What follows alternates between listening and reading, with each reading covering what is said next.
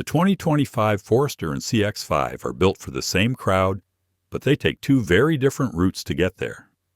I've driven both, and there's a real contrast in how they handle feel and deliver value. Hello everyone, this is Sully from CarlandTV. It's time to hop in the front seat because today it's the 2025 Subaru Forester versus the 2025 Mazda CX-5, and you're going to find out which one truly delivers where it counts. Before I start, I would really appreciate it if you would push those buttons below. The subscribe button, the notification bell, all of them. This is not necessary, but those little clicks help a brother out. Plus, it pushes me to give you more valuable car-related content on your screen. Now buckle up and let's get back to the video. Let me tell you what hits first when you step into these two crossovers, because I've sat in them both more times than I can count. The 2025 Subaru Forester feels like a cabin built by people who know you're gonna track in mud drop gear on the seats and toss the dog in the back without worrying about scuffs. It's not built to impress your coworkers, it's simply built to last. Plastics are rugged, nothing squeaks, and every switch and dial is laid out like someone who actually drives thought it through. Also, it has big windows, a tall roof, and a flat floor. And that means you get that open feel like an old-school SUV, not a squished crossover pretending to be tough. Now, the 2025 Mazda CX-5 has a whole different vibe. The first thing that hits is the materials. Mazda ain't playing this one. This thing feels like a mini luxury car. The leather feels rich. The metal trim actually looks and feels like metal, and the whole layout is designed around the driver. That center stack is angled toward you just right, and everything you touch has some weight to it. Mazda put in real work to make it quiet too. From the very moment you shut the door and the outside world just fades. The cabin is tighter than the Forester, but not cramped.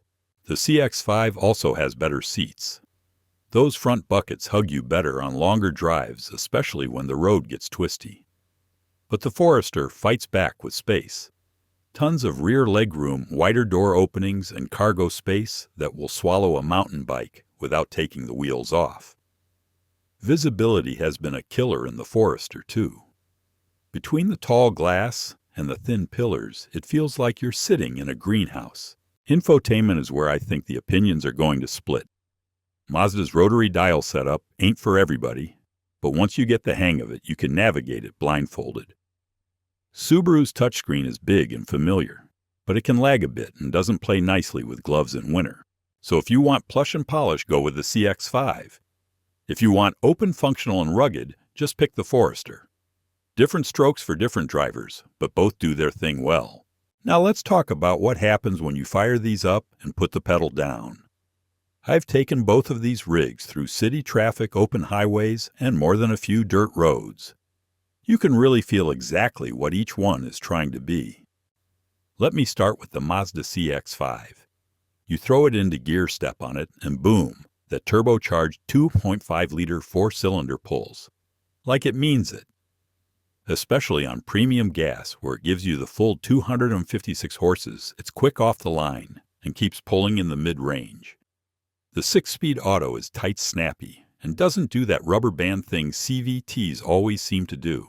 The steering is sharp, body roll is kept in check, and it will carve up a mountain road way better than you'd expect for a family SUV. Now swing over to the Forester. It's not built for speed. That naturally aspirated 2.5-liter Boxer 4 is smooth, yeah, but it's not fast.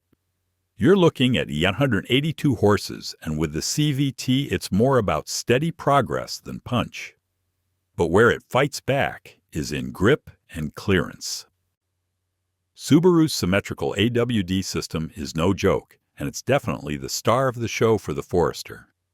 You feel that even torque distribution, especially important on loose surfaces or wet pavement. Add nearly 9 inches of ground clearance and a chassis that loves ruts and snow, and you've got something that's way more trail-ready than most folks realize. Comfort-wise, the Forester rides softer. It soaks up potholes and bumps without shaking your teeth out, and the visibility gives you that commanding view that makes you feel in control. The CX-5, though, has a lower center of gravity and tighter suspension.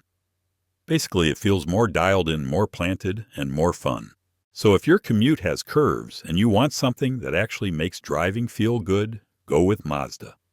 But if you're looking to handle rougher road snow and you don't mind a more chill driving style, the 2025 Forester is going to treat you right. All right, now let's break down the tech of these SUVs, because we all know these days tech sells just as much as torque. And I'll tell you both, Subaru and Mazda came to play. Starting with Subaru, their EyeSight system is one of the best ones I've messed with in real-world driving. It's camera-based, and when it locks onto lane markings or a car ahead, it's smooth and natural. Adaptive Cruise doesn't slam the brakes, and lane centering doesn't bounce you around like a pinball. I've run it in traffic on I-5 and even some rural highways. It gives you breathing room without making you feel like the car's taking over. Mazda's iActive Sense is no slouch either. You get all the bells. Blind spot lane. Keep auto braking the whole lot. It's just more hands-on. It likes to remind you it's there, and the lane assist can feel a bit twitchy if you drift too close to the edge. Some folks dig that extra layer of alertness, while others might find it a bit much. Mazda wins on screen quality, and here it's definitely a no contest. The CX-5's display is crisp and bright, and the rotary dial keeps your fingerprints off the glass. But yeah, no touchscreen. Subaru's screen, on the other hand, is big touch-driven and friendly if you're coming from a phone or tablet. Just wish it were a little quicker and more responsive. Finally, both have wireless CarPlay and Android Auto in their setup. I am happy that this is the case, but it still has the occasional connection hiccup, especially with Androids. But that's the tech world for you. As for cameras, Mazda's 360 setup is sharp and really handy for tight city parking. Subaru's rear cam is serviceable, but not a standout. That said, the Forester's massive windows and upright seating give you old-school visibility that makes even tight backing feel easy. Bottom line here is that Mazda's tech looks and feels slicker, but Subaru's setup is a little more natural in actual use. It really depends on whether you want luxury polish or day-to-day usability. And since we're talking about these two SUVs, it would just make sense that we talk about their long-term ownership, which includes fuel mileage, wrench time, and how these things age when the shine wears off. Now, the Forester, it's always been a bit ahead here. With standard all-wheel drive and that flat four under the hood, you're still getting around 26 miles per gallon in the city and 33 miles per gallon on the highway, which is solid for a rig that doesn't even try to be a hybrid. I've done long road trips in these and still average 30 on the dot loaded with gear. The CVT helps a lot on steady-state cruising, and it sips gas without feeling gutless. Meanwhile, the CX-5's base engine and fuel economy are right up there close to the Forester. But once you slap that turbo on, and you should if you want it to be fun, you're going to see those numbers drop. Expect 22 miles per gallon in the city and 27 miles per gallon on the highway, maybe less if you push it. The trade-off is that grunt, and honestly, a lot of CX-5 owners are not bothered by the compromise. But if you're mileage sensitive, it's something to think about. In terms of reliability, Subaru has earned a higher spot. That powertrain might not blow your socks off, but it's durable. I've seen Foresters with 200,000 miles on the clock still ticking with nothing but regular oil changes and the occasional brake job. Subaru owners stick with their cars for a reason. It's a brand that does the basics right. Mazda has been on the upswing. They've tightened quality control, cleaned up their service game, and modern Mazdas aren't the problem children they used to be. Still, that turbo engine does require more attention. Use good oil, keep it maintained, and it'll serve you fine. But certainly it's not a set-it-and-forget-it setup like the Forester. So for those who are looking for small SUVs that have savvy fuel economy and impressive trail credibility, go pick the Forester. But if you're down to get a fun-to-drive daily ride with a thirst for speed, you need to step into Mazda's territory. With the Forester, what you see is what you get.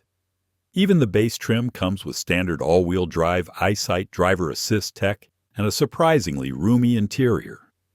Step up to the Sport or Limited trims, and you're getting features like a panoramic sunroof, heated seats, dual-zone climate control, and an upgraded touchscreen, all while keeping the price under the high $30,000 mark.